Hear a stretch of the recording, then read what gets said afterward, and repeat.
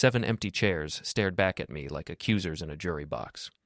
The waiter had asked 3 times if I wanted to order, and each time I'd given him the same pathetic smile and said, "Just a few more minutes." Nothing says family man like dining alone on your 40th birthday at Cleveland's most expensive steakhouse. The reservation was for 8 people, me, Melanie, our daughter Riley, my brother Tyler, and a handful of Melanie's real estate friends who always showed up when there was free food and wine involved. I checked my phone again. No messages, no calls, no "sorry honey" running late texts that had become Melanie's specialty over the past 6 months. The couple at the next table kept glancing over with that mixture of pity and curiosity that people reserve for public humiliation. I could practically hear their whispered conversation. "Look at that poor guy. Must be getting divorced."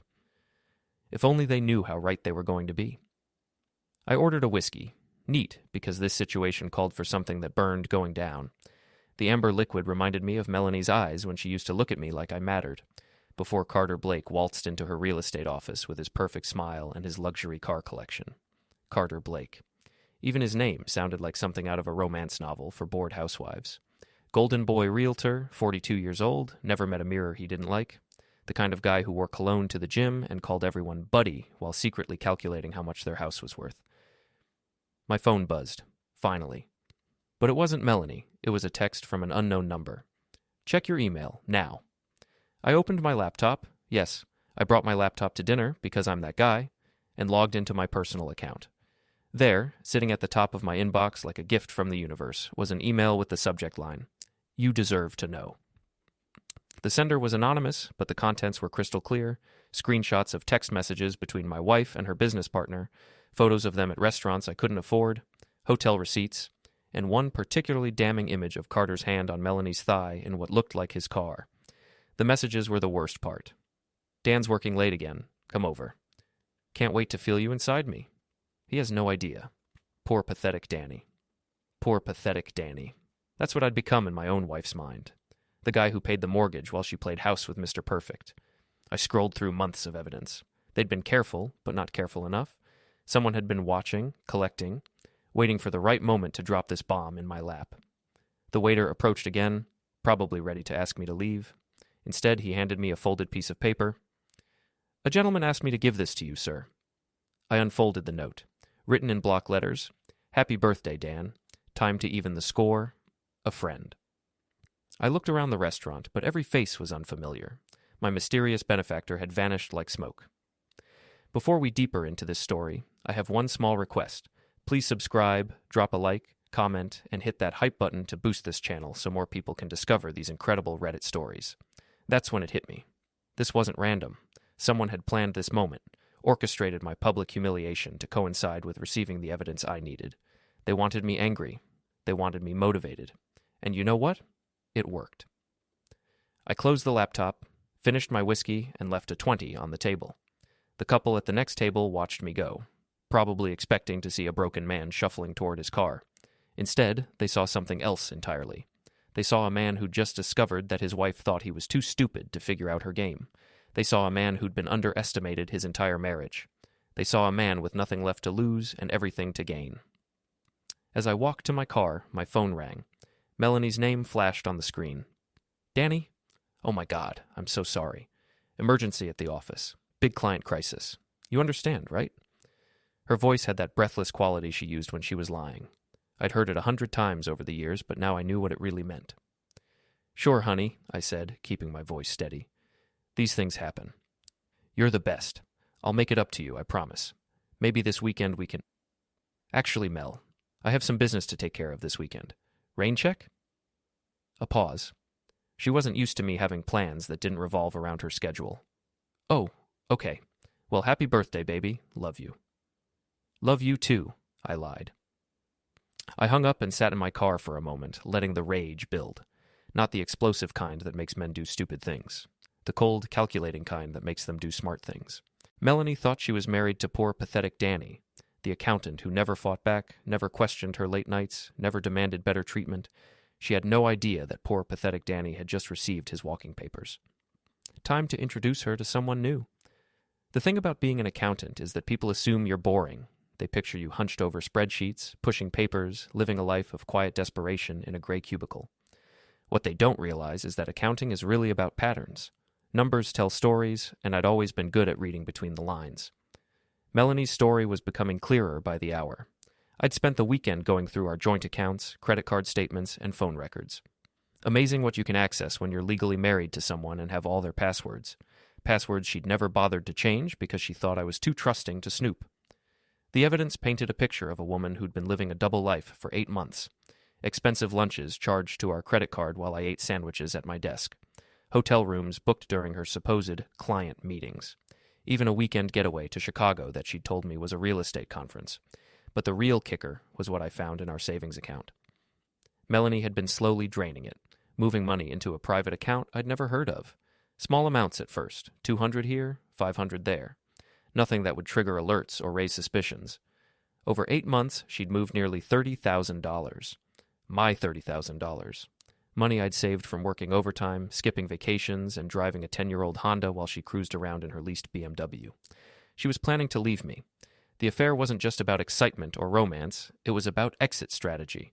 She was building a nest egg for her new life with Carter Blake. That's when I decided to beat her to the punch. Monday morning, I walked into First National Bank like a man with purpose. Janet Morrison, our account manager, greeted me with her usual professional smile. "Dan, good to see you. What can I help you with today?" "I need to make some changes to our accounts, Janet. Big changes." I slid a folder across her desk containing divorce papers I'd filed that morning, along with a court order freezing our joint assets pending division. It was a preemptive strike, perfectly legal, completely above board, and absolutely devastating. "Oh my," Janet said, scanning the documents. "I'm sorry to hear about this, Dan. What exactly do you need?" "I need to protect my assets before my wife tries to empty our accounts. According to this court order, all joint funds need to be moved into a secured account until the divorce is finalized." Janet nodded sympathetically. She'd probably seen this scenario a dozen times. "We can set up a custodial account immediately. The funds will be frozen until the court makes a determination." "Perfect. And Janet, I'd appreciate it if this transaction was processed immediately. I have reason to believe my wife might try to access these accounts today." I wasn't guessing. I was counting on it. By noon, every joint account was frozen. Credit cards were canceled. The automatic payments for Melanie's BMW lease, her gym membership, and her weekly spa appointments were all suspended.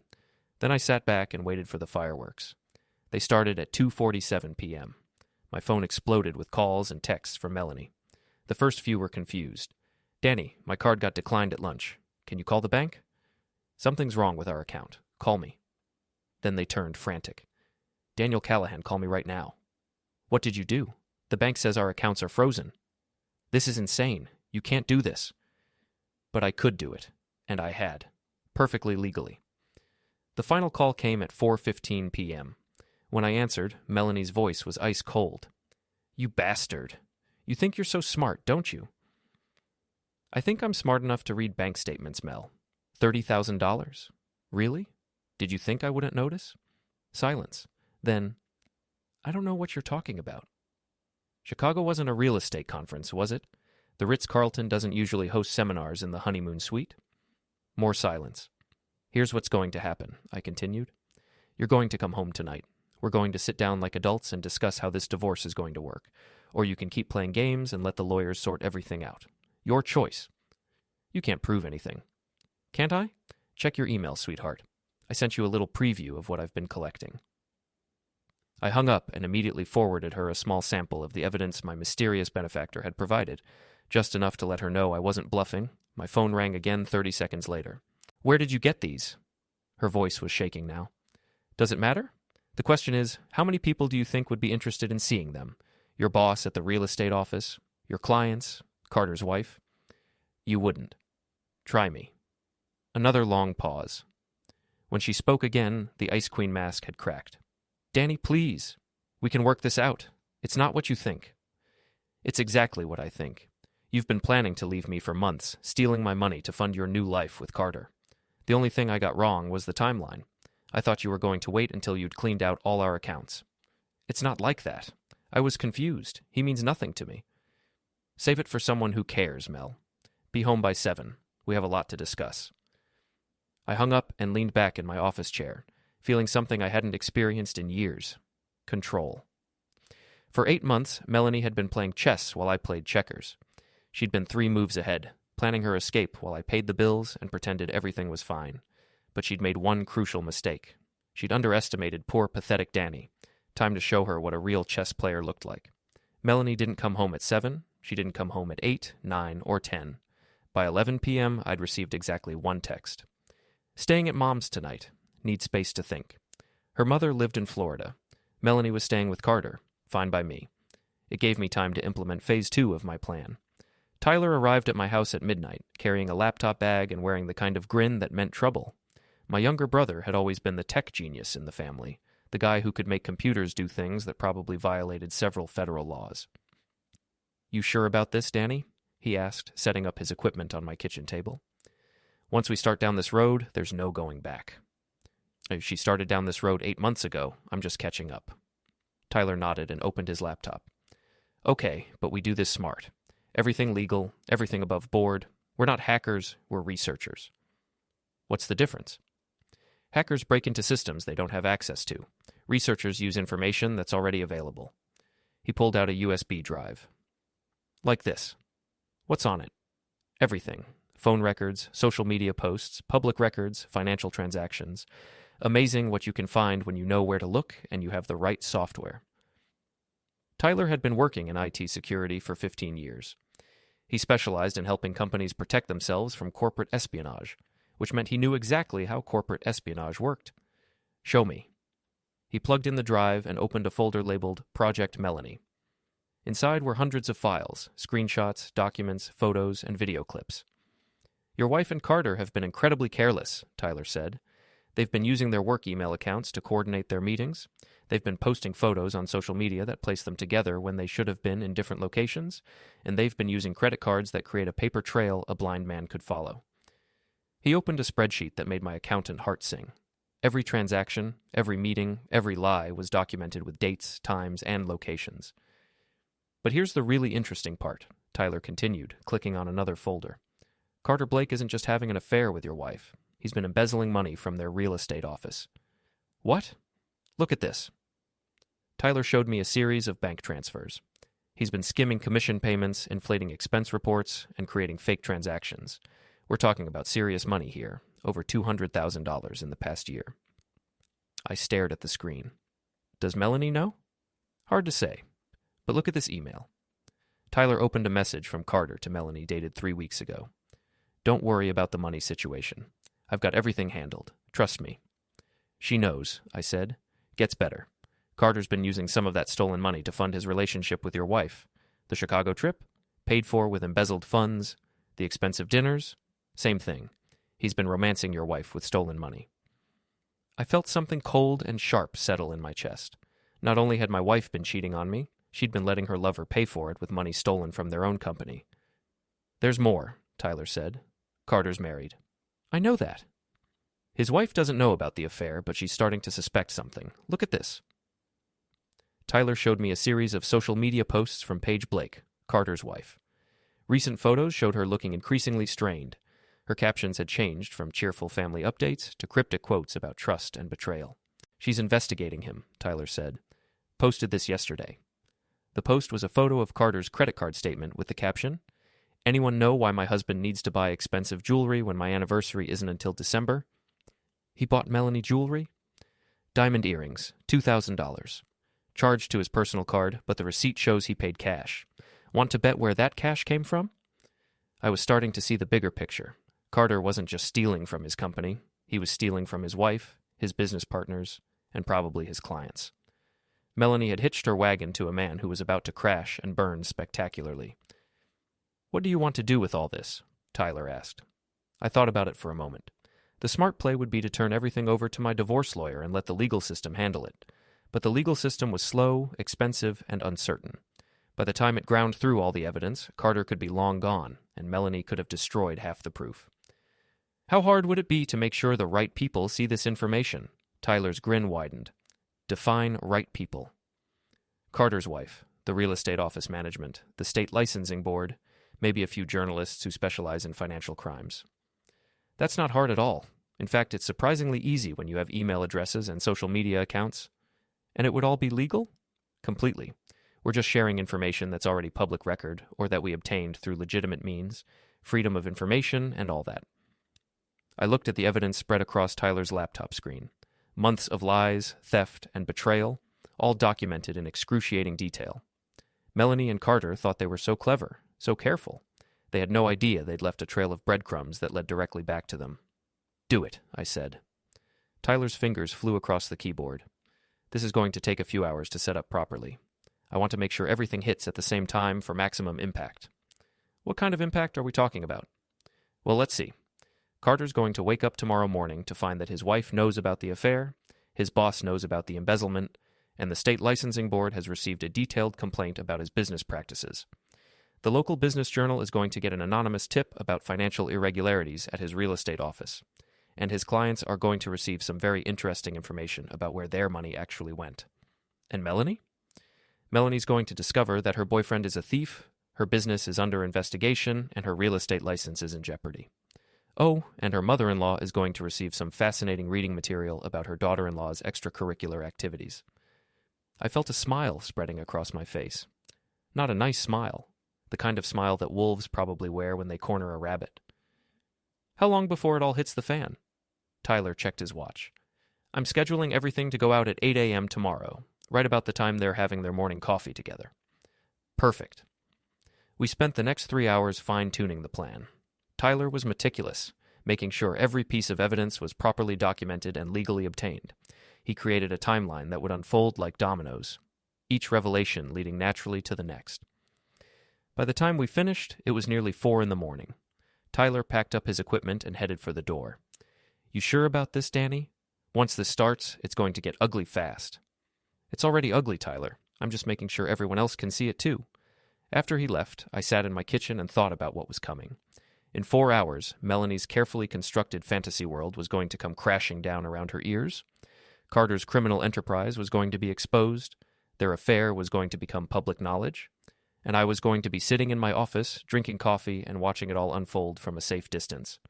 For the first time in 8 months, I felt like I could breathe again. The first call came at 8:23 a.m. I was sitting in my office, pretending to review quarterly reports while actually refreshing news websites and social media feeds. Tyler had done his work well. The story was already spreading across Cleveland's business community like wildfire. "Daniel!" Melanie's voice was so loud, I had to hold the phone away from my ear.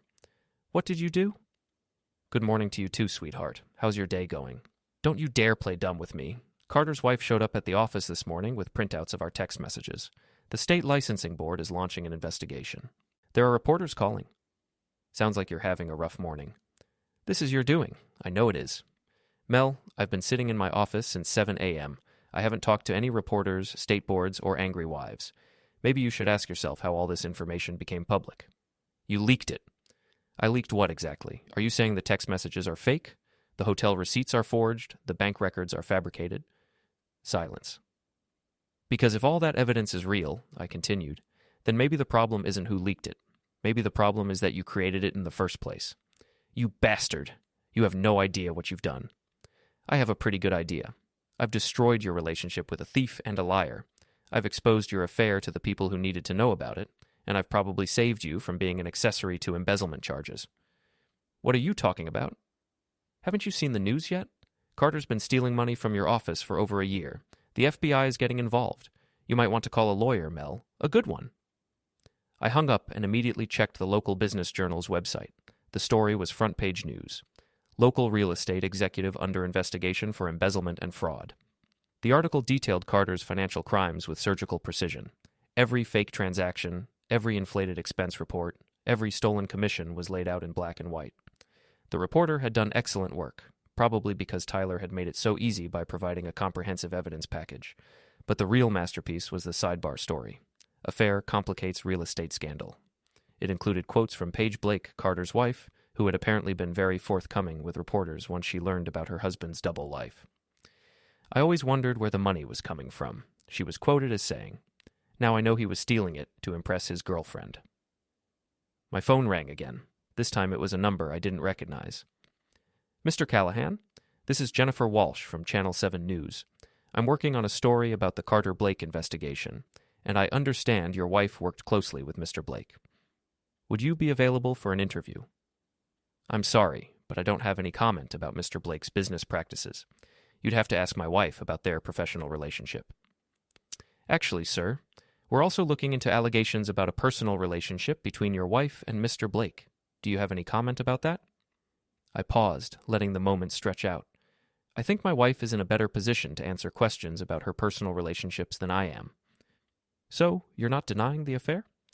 I'm not confirming or denying anything. I'm simply saying that my wife should speak for herself. It was a perfect non-answer that actually said everything.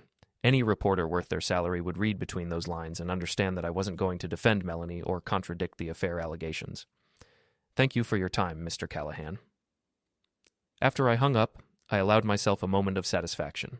Melanie was about to discover that having an affair with a criminal had consequences beyond just ruining her marriage.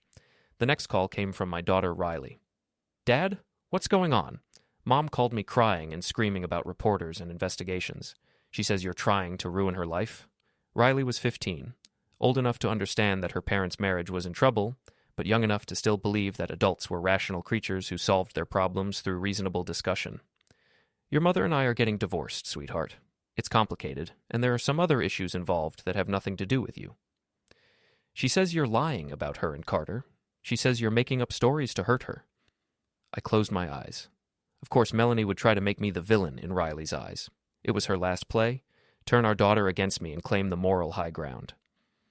Riley, I want you to listen to me very carefully. I have never lied to you, and I'm not going to start now. Your mother made some choices that hurt our family. I didn't make those choices for her, and I didn't force her to make them. All I did was make sure the truth came out. But the news is saying she was stealing money. The news is saying that Carter was stealing money. Your mother worked with Carter, so now people are asking questions about what she knew and when she knew it. Is she going to go to jail? The question hit me like a punch to the gut. I hadn't considered how all this would affect Riley. In my focus on getting revenge against Melanie, I'd forgotten that my daughter was going to be caught in the crossfire. I don't think so, sweetheart. Your mother made some bad choices, but I don't think she committed any crimes. Are you sure? I'm sure. And no matter what happens between your mother and me, we both love you very much. That's never going to change. After I hung up, I sat in my office feeling like the world's biggest jerk. Riley didn't deserve to have her life turned upside down because her parents couldn't figure out how to be adults. But then I remembered the bank statements showing Melanie draining our savings account. I remembered the text messages where she called me poor, pathetic Danny. I remembered 8 months of lies, manipulation, and theft. Riley was going to be hurt no matter what. The only question was whether she'd be hurt by the truth or by more lies. My phone buzzed with a text from Tyler. Check Channel 7's website. You're going to love this. I pulled up the news station's homepage and found a video labeled Real Estate Executive's Wife Speaks Out. The thumbnail showed Paige Blake sitting in what looked like her living room, her eyes red from crying. I clicked play. I trusted him completely, Paige was saying. I never questioned the expensive dinners, the new clothes, the sudden interest in working late. I thought he was just being successful. I never imagined he was stealing money to fund an affair. The reporter's voice. How did you find out about the relationship? Someone sent me evidence. Text messages, photos, hotel receipts. At first I thought it was fake, someone trying to hurt Carter's business. But then I started looking at our credit card statements, our bank accounts. Everything matched up. What was your reaction when you realized it was true? Paige's composure cracked. I felt like an idiot. All those nights he came home late, claiming he was showing houses or meeting clients. All those business trips that seemed to happen whenever his partner had business trips. I should have seen it. Do you believe your husband's partner knew about the embezzlement? I don't know, but I find it hard to believe she didn't notice that her boyfriend was suddenly able to afford expensive gifts and luxury hotels on a real estate agent's salary. The interview continued for another few minutes, but I'd heard enough. Paige Blake had just publicly suggested that Melanie was complicit in Carter's crimes. Even if it wasn't true, the suggestion was out there now, and it would follow Melanie for years. My phone rang again. Melanie, of course. Did you see the news? I saw it. She's lying. I never knew Carter was stealing money. Maybe you should hold a press conference and explain that. This isn't funny, Daniel. My career is ruined. No one's going to want to work with me after this. You should have thought about that before you started having an affair with your business partner. I made a mistake. People make mistakes. Some mistakes have consequences, Mel. This is one of them. You're enjoying this, aren't you? You're enjoying watching my life fall apart. I thought about that for a moment. Was I enjoying it? Yes, I absolutely was. You spent 8 months planning to leave me, I said. You stole $30,000 from our savings account. You let your boyfriend pay for your affair with money stolen from your own company. You called me poor pathetic Danny in text messages to your lover. So yes, Melanie, I am enjoying watching your life fall apart. Because you spent 8 months making sure mine would fall apart first. I want to come home. I want to work this out. No. What? I said no. You made your choice when you decided Carter Blake was worth more than 15 years of marriage. Now you get to live with that choice. You can't keep me out of my own house. Actually, I can. I filed a restraining order this morning. You're not allowed within 500 feet of the house, my office, or Riley's school. You can't do that. I just did. Check your email. You should have received the court documents by now. I hung up and immediately called my lawyer to make sure the restraining order was properly filed and served. Then I called Riley's school to let them know about the situation. By the end of the day, Melanie's world had completely collapsed. Carter was under criminal investigation and had been suspended from the real estate office. Melanie was facing a state licensing board inquiry and possible civil lawsuits from clients who had lost money in Carter's schemes. And I was sitting in my house, eating takeout Chinese food and watching the evening news coverage of the scandal. The reporter was standing outside the real estate office where Melanie and Carter had worked. The investigation is ongoing, but sources close to the case say more charges could be filed in the coming days. Both Blake and his business partner have declined to comment, but the fallout from this scandal is likely to continue for months. I raised my beer in a toast to the television. Here's to consequences, I said to the empty room. 3 days after the story broke, I was beginning to think the worst was over. Carter had been arrested on embezzlement charges. Melanie had been suspended from the real estate office pending investigation. The media had moved on to other scandals. That's when Judge Harold Brennan called. Melanie's father was a retired county judge who still carried himself like he owned the courtroom. He'd never liked me, thought his daughter had married beneath her station, but he'd always been politely civil. The politeness was gone from his voice when he called my office. We need to talk, Daniel, today. I'm pretty busy, Judge. Maybe we could. This isn't a request. My office, 4 o'clock. Don't be late. He hung up before I could respond. Judge Brennan's office was in downtown Cleveland on the 32nd floor of a glass tower that screamed money and power. His secretary led me through a reception area decorated with photos of the judge shaking hands with governors, senators, and Supreme Court justices.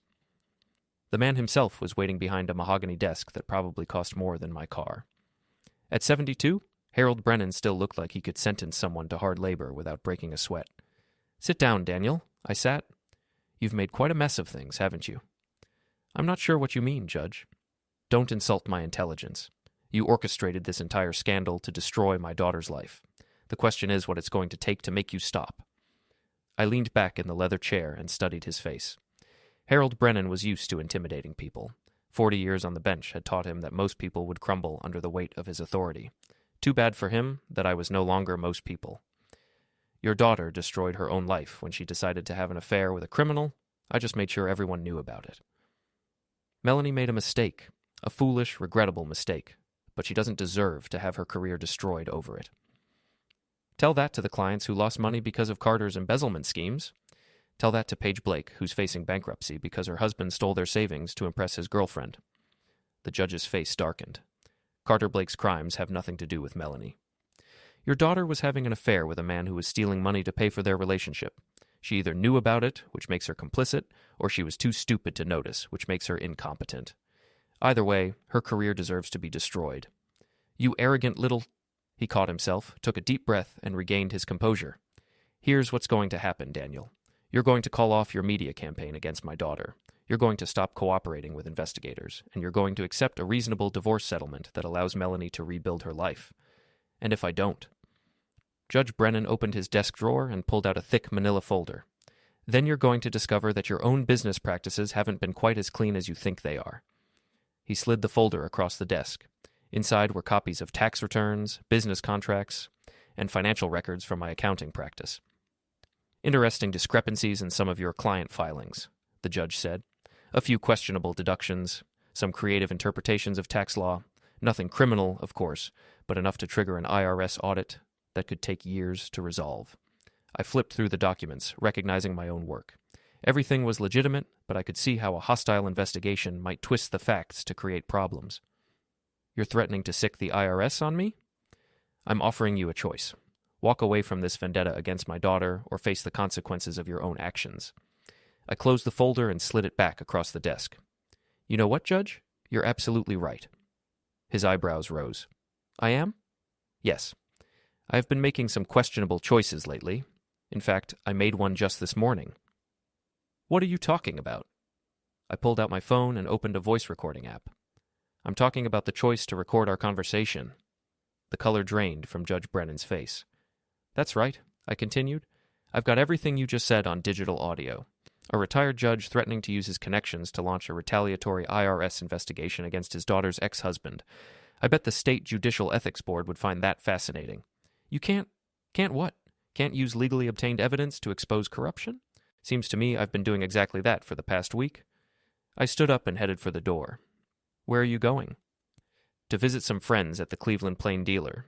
They've been very interested in this story, and I think they'd love to hear about how deep the corruption really goes. Daniel, wait. I turned back. Judge Brennan looked like he'd aged 10 years in the past 5 minutes. What do you want? I want you to stay out of my life, stop threatening me, and let the legal system handle my divorce from your daughter. Think you can manage that? He nodded slowly. Good. Oh, and Judge, if anything happens to my business, my taxes, or my professional licenses, anything at all that could be traced back to your influence, this recording goes public immediately. Are we clear? We're clear. I left his office feeling like I'd just won the lottery. Judge Brennan had overplayed his hand, and now I had leverage over the entire family. But my victory celebration was short-lived. When I got back to my office, Tyler was waiting with a grim expression. We have a problem, he said. What kind of problem? The kind where Melanie and Carter have figured out that someone's been helping you, and they're planning to do something about it. Tyler showed me a series of text messages he'd intercepted between Melanie and Carter. They were planning to break into my house to look for evidence of our investigation. When? I asked. Tonight.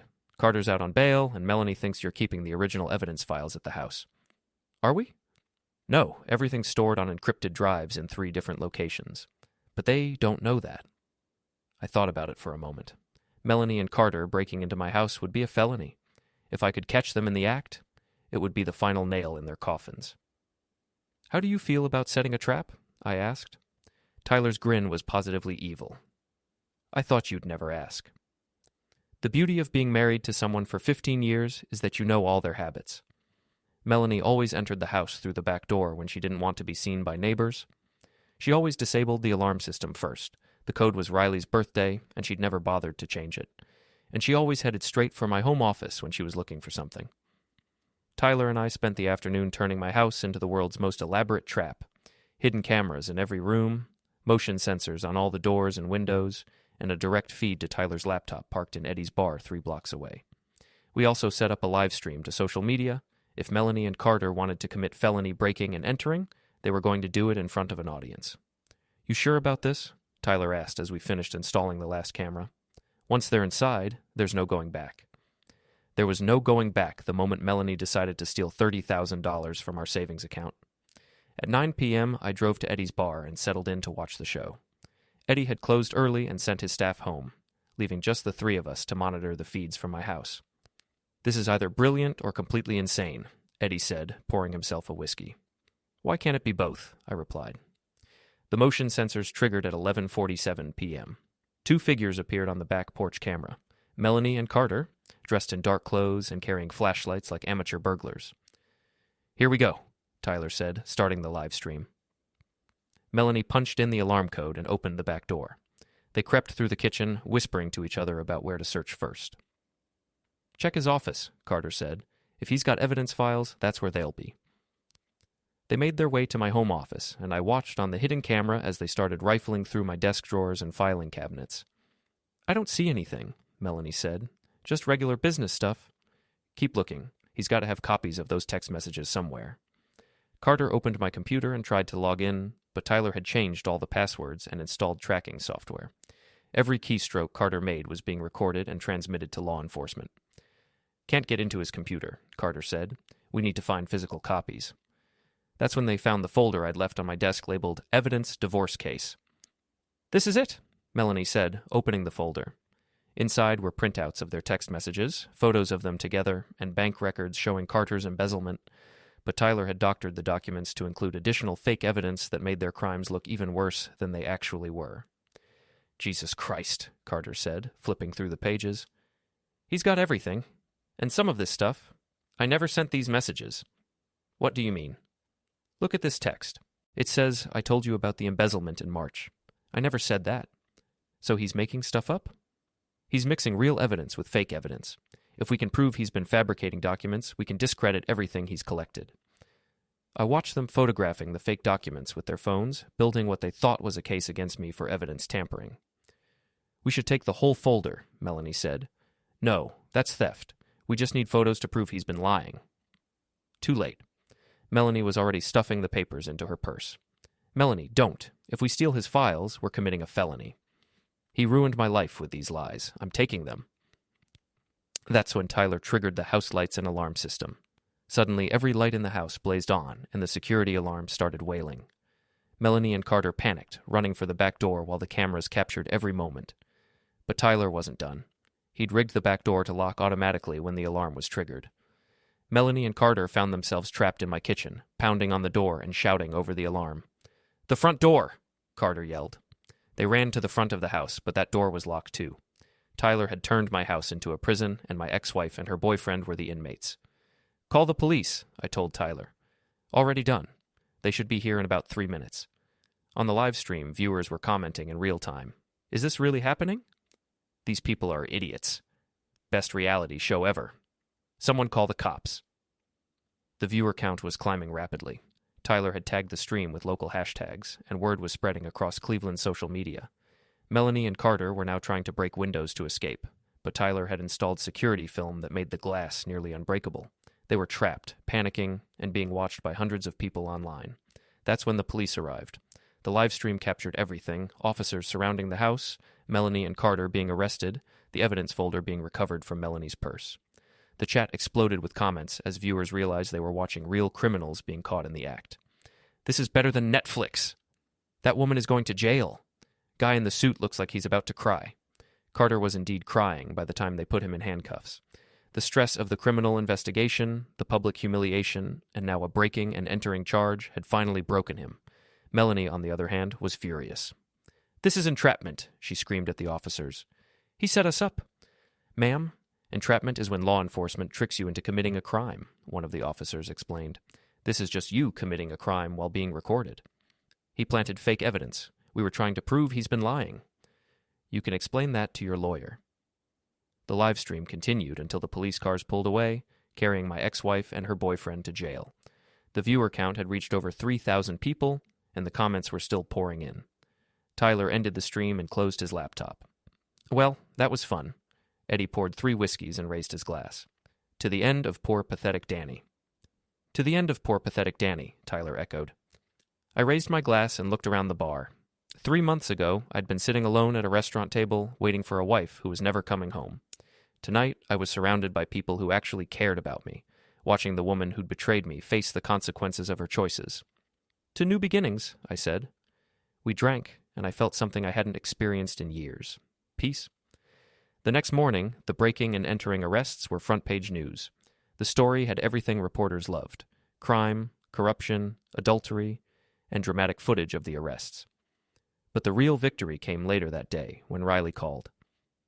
"Dad, I saw the news about Mom getting arrested. I'm sorry you had to see that, sweetheart." "I'm not. I mean, I'm sorry Mom made such bad choices, but I'm not sorry that everyone knows the truth now." "What do you mean?"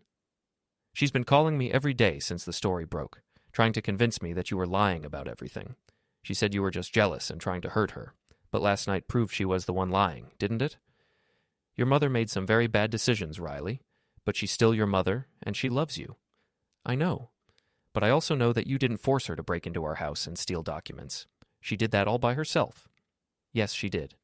Can I come home now? I've been staying with Grandma and Grandpa, but I want to come home." "Of course you can come home. This is your house, too." "Thanks, Dad. And Dad?" "Yeah? I'm proud of you for standing up for yourself. Mom always said you were too weak to fight back when people hurt you. She was wrong." After I hung up, I sat in my office and thought about everything that had happened. 3 months ago, I'd been poor, pathetic Danny, the husband who was too trusting, too weak, and too stupid. to see what was happening in his own marriage.